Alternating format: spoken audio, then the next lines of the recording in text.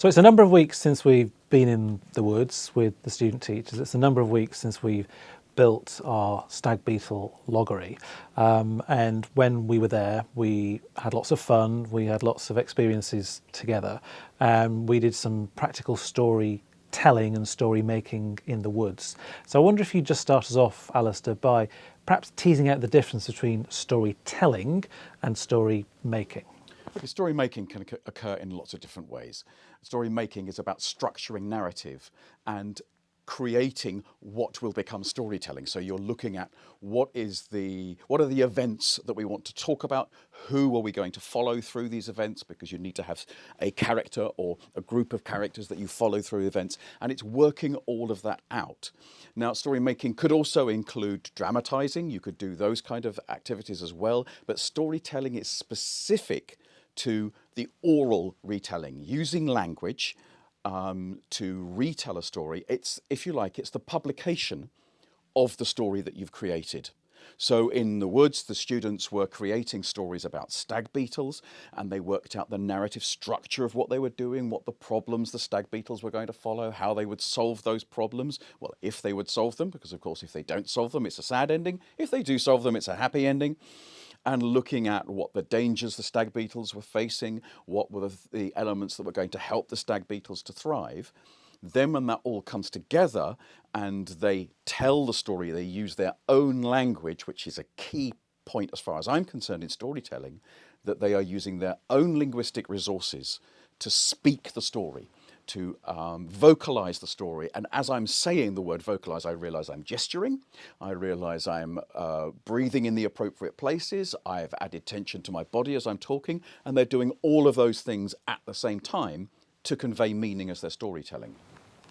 So you mentioned there oracy and the importance of oracy. Talk to me a little bit more about how that can really be stimulated and provoked, perhaps by going into a natural space.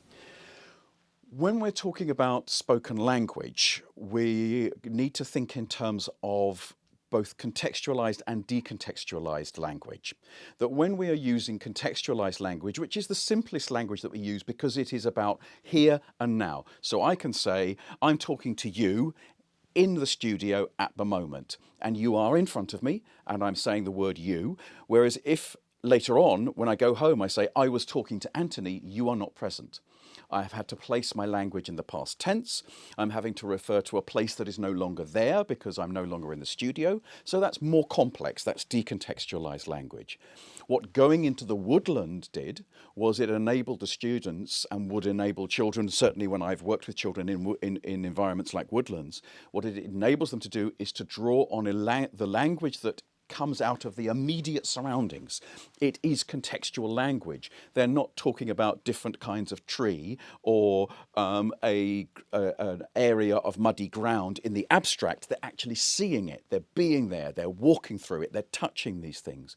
So the language is immediate. So you're providing a support to the use of spoken language by being in a place about which you're talking.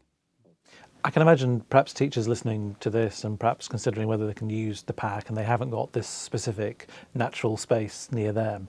They may be in the middle of a housing estate, they may be in a more urban environment. Do you still see the possibilities of place and storytelling there? Oh gosh, yes, because there will be a patch of land somewhere in the school, near the school. There might be a tree that's got a small bit of earth around it and a little bit of scrubby grass around it. There could be all kinds of places that they can explore.